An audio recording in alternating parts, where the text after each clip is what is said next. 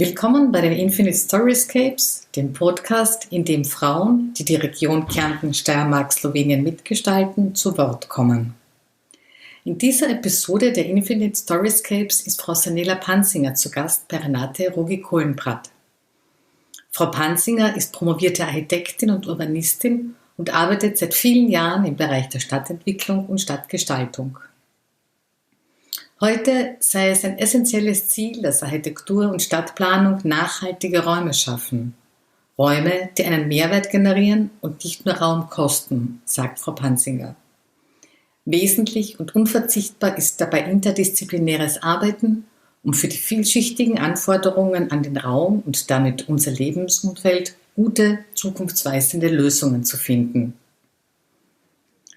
Als Kind hat Frau Panzinger viel Zeit in der Schneiderei ihrer Großmutter verbracht und ihr zugesehen, wie diese aus zweidimensionalen Stoffbahnen Kleider gezaubert hat, und so trägt ihr Unternehmen Adaska in Anlehnung an die Haute Couture der Modewelt den Untertitel Agency for Space Couture, immer auf der Suche nach innovativen, pfiffigen Lösungen, bei denen sowohl technischer Fortschritt als auch die Gestaltung Hauptrollen zuteil werden.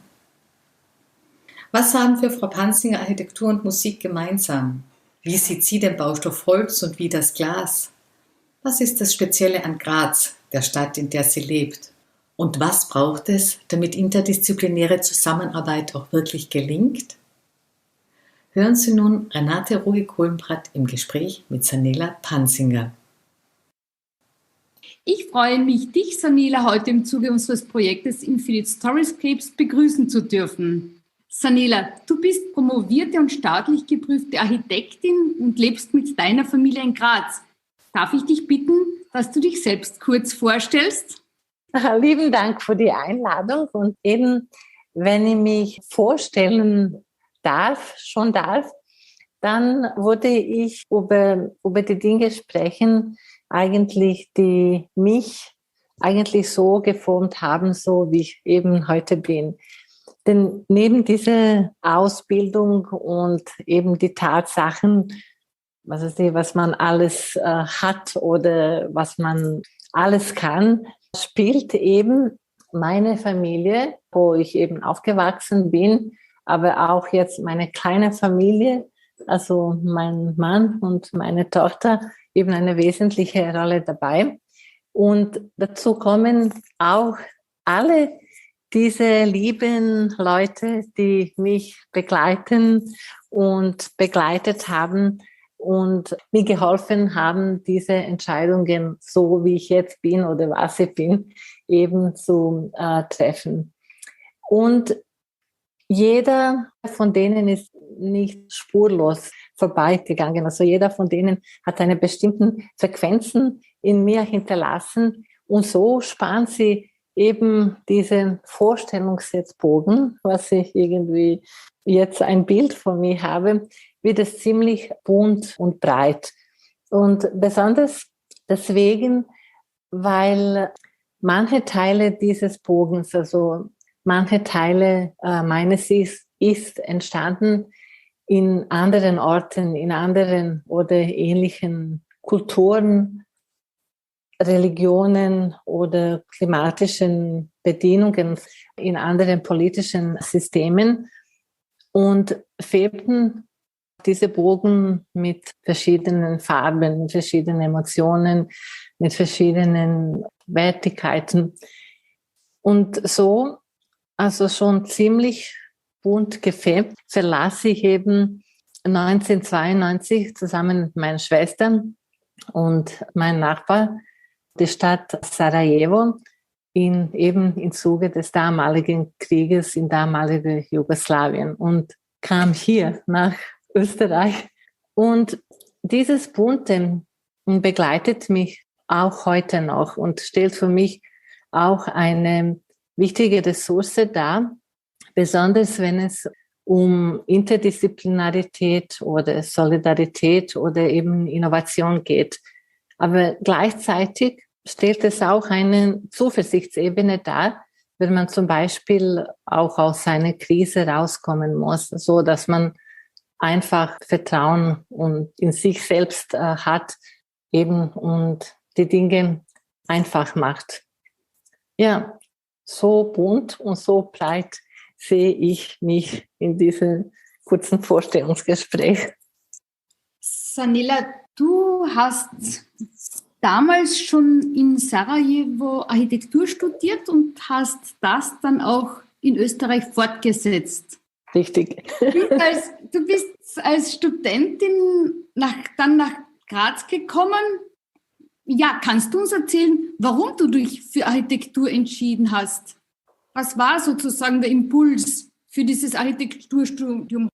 Wie war das bei dir? Ich bin mir absolut nicht sicher, ob ich mich für Architekturstudium entschieden habe.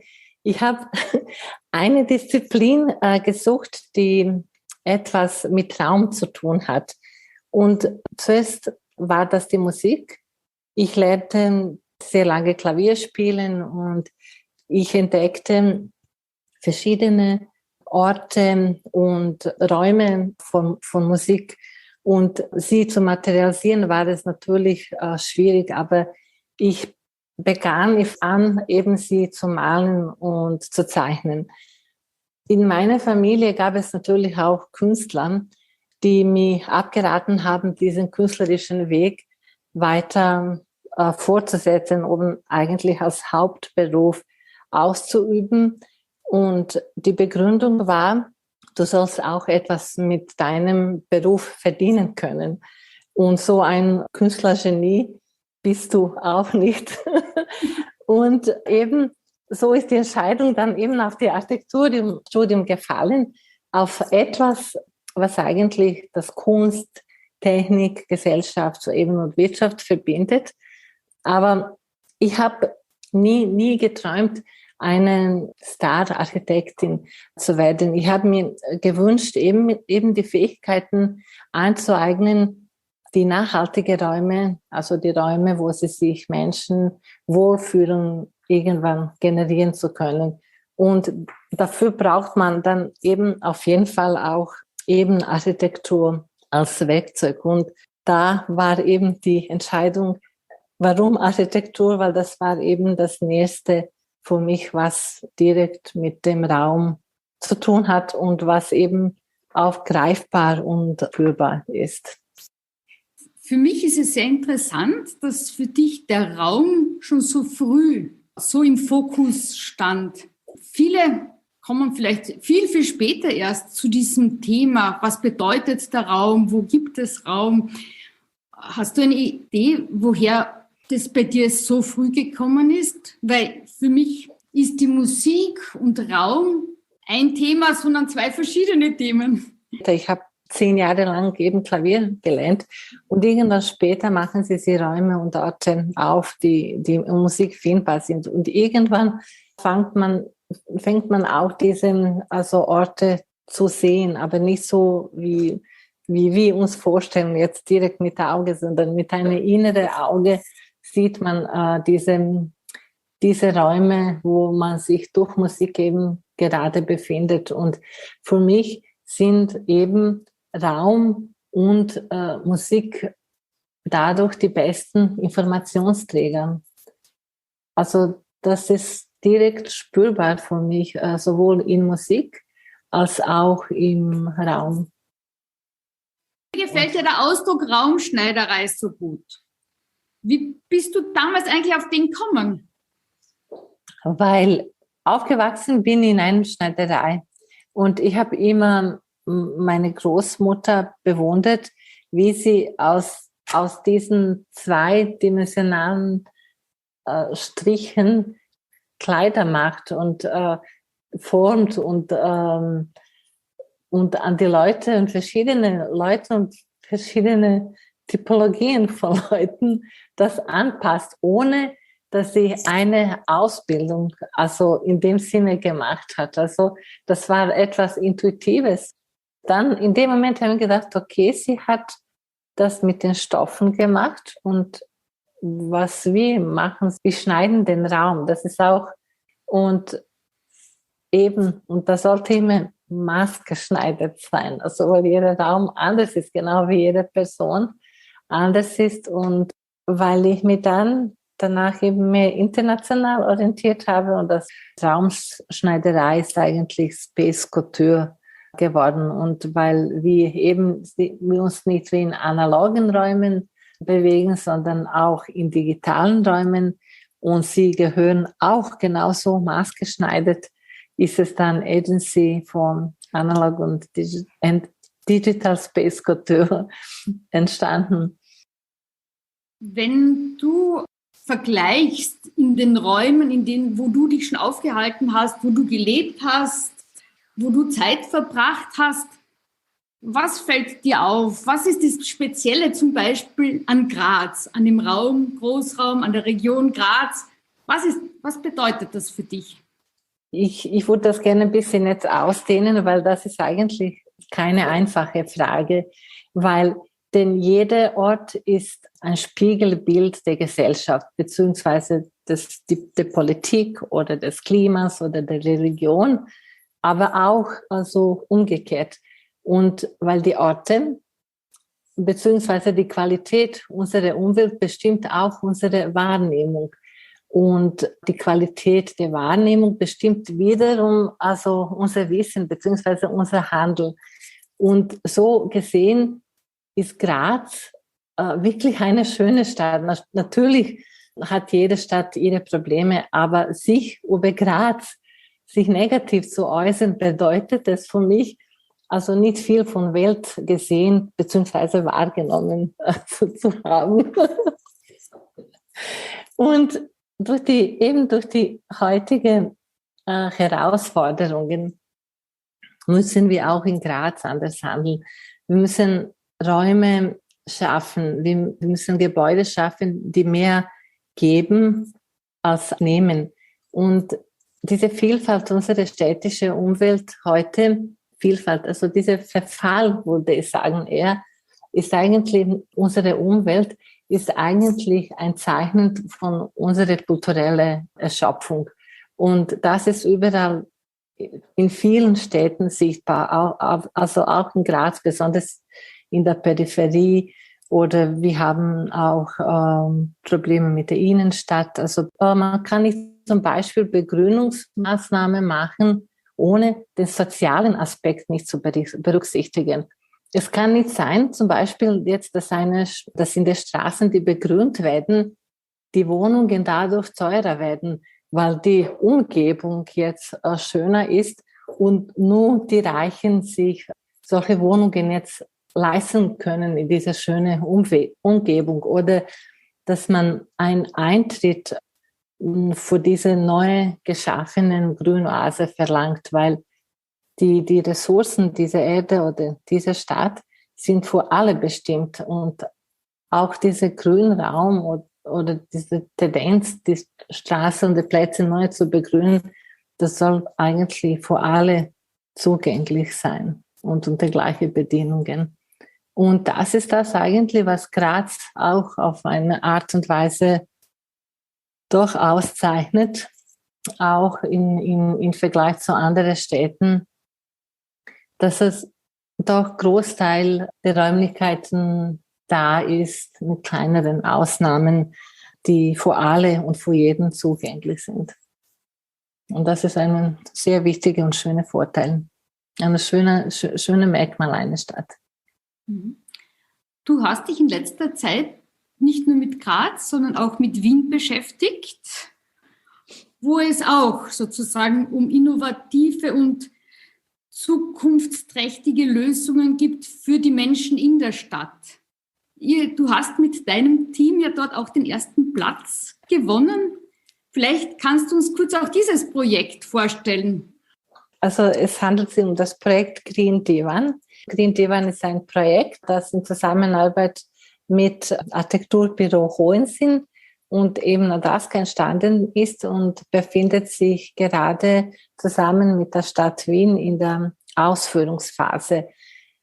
Was ist Green Divan? Green Divan ist eigentlich ein Baumersatz für ein verbessertes Stadtklima und bedeutet eine Schaffung einer grünen Oase. Schon Wort Divan selbst sagt, hier ist Platz eigentlich für jeden und für alle. Und ich denke mir, es passt ganz gut für Wien. Green Divan zeigt auch, dass nicht immer große Projekte notwendig sind, um nachhaltige Räume zu generieren.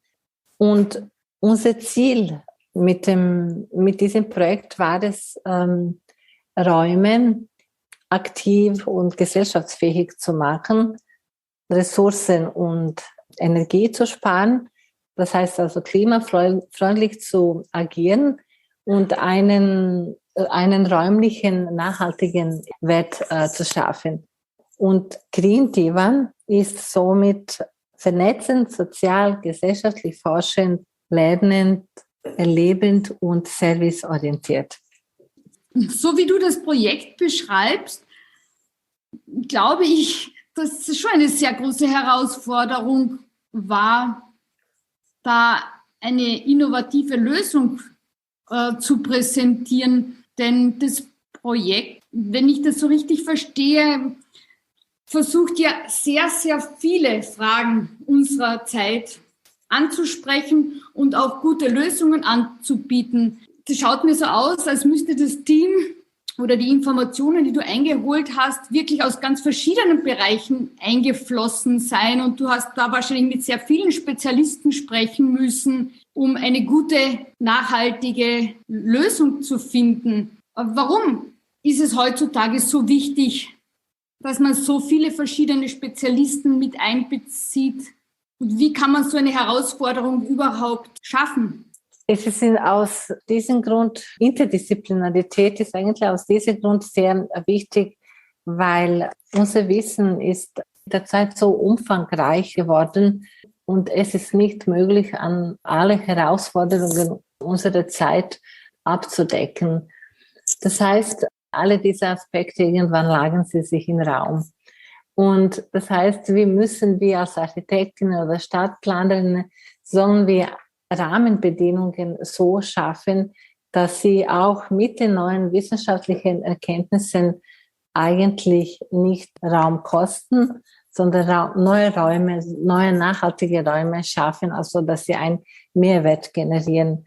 Und weil diese Herausforderungen, was zurzeit auf uns kommen, sind so komplex und so ineinandergreifend, dass es einfach nicht möglich ist, mit einer Disziplin sie abzudecken. Und daher ist es wichtig, diese Systemüberlagerungen sich anzuschauen, die vielleicht gemeinsame Schnittmenge auszuloten und um nachhaltige und zukunftsweisende Lösungen eben bieten zu können.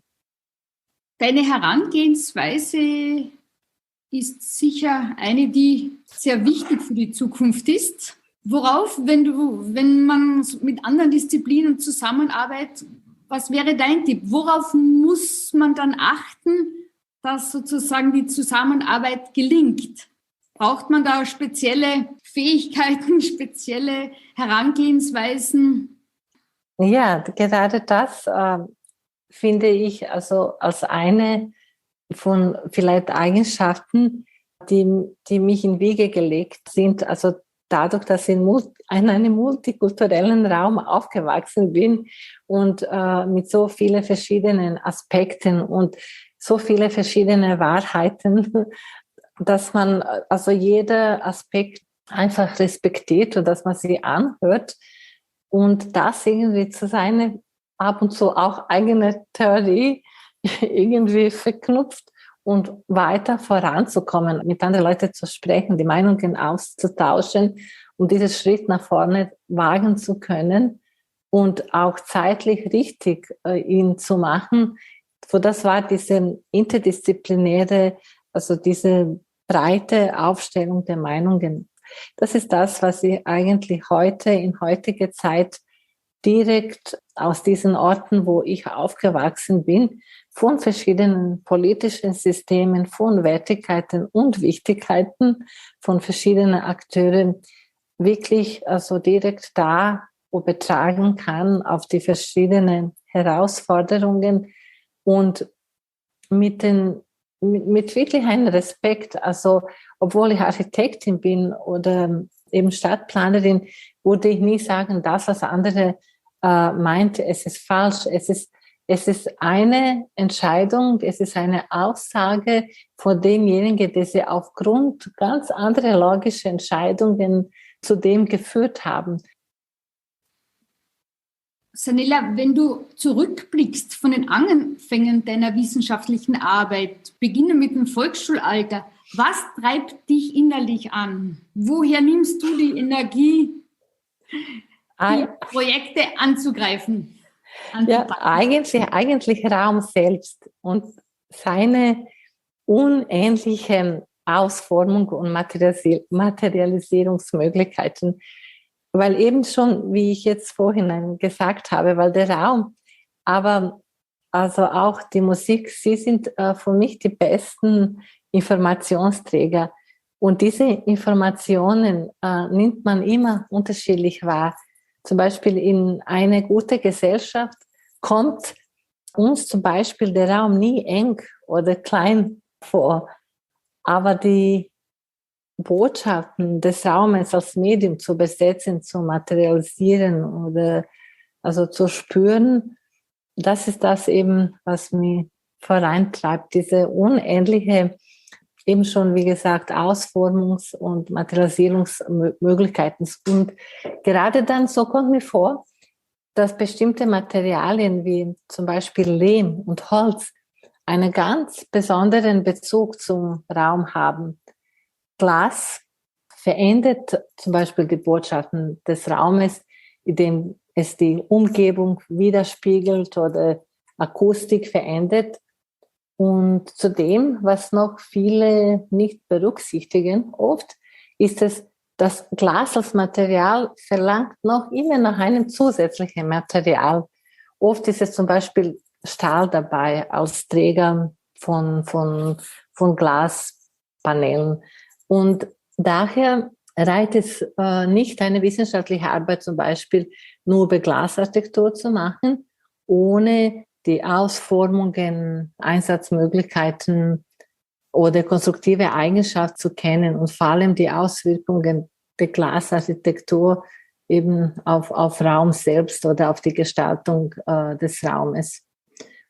Dafür braucht es wieder Interdisziplinarität und das ist eben, wie gesagt, auch etwas, was ich eben als Kind in eine multikulturelle Umgebung gelernt habe, viele Aspekte zu berücksichtigen und einzuordnen, versuchen. Und diese bunte und alles, das ist wie ein Mosaik, das sich mit jeder Drehung irgendwie anders verändert und diese verschiedenen Bilder, die immer entstehen, wenn man Raum so umkippt oder so kippt, da ist man einfach neugierig, was entstehen kann und das ist das eigentlich, was mich auch heute noch vorantreibt. Jetzt möchte ich aber vielleicht doch noch die Frage stellen, vielleicht könntest du uns noch deine Sichtweise zum Thema Holz kurz darstellen oder beschreiben. Was bedeutet für dich Holz im Raum? Es ist gut, wenn man zwei Materialien zu vergleichen hat. Also nicht nur über ein Material zu sprechen, sondern sagen wir mal so eine Vergleichsanalyse darstellt. Oder kann man leichter irgendwie Vorteile und Nachteile von einem Material erkennen. Glas ist ein Material, das in Labor entstanden ist. Also Glas findet man nicht in Natur als Material. Und das ist etwas, Glas ist eigentlich unsere kulturelle Leistung. Und Glas selbst kann Raum verändern und verändert auch die Wahrnehmung des Raumes. Er verbindet bei den Häusern innen und außen. Wir haben Licht durch Glas, aber Glas ermöglicht nur, dass diese von außen mit ihnen spricht. Glas selbst spricht zu dem Raum nicht. Das tut Holz. Holz ist irgendwie wie ein Wesen, also in Raum.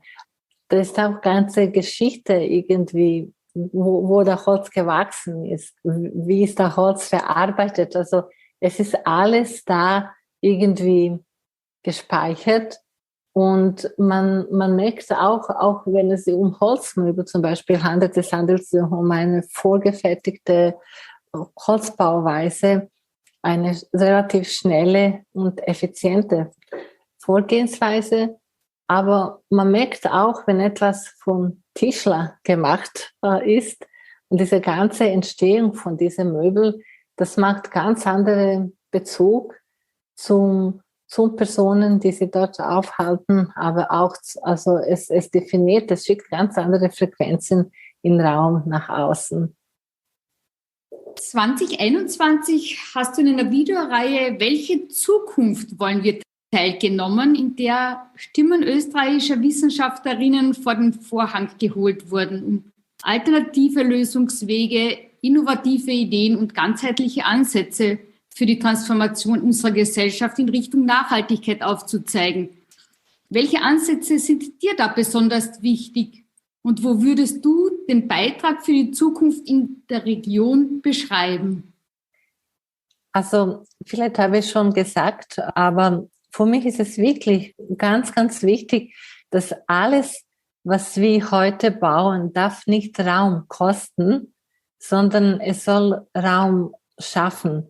Und das bedeutet Respekt gegenüber den Ressourcen, Bezug zum Kontext, ein Bezug zum Ort.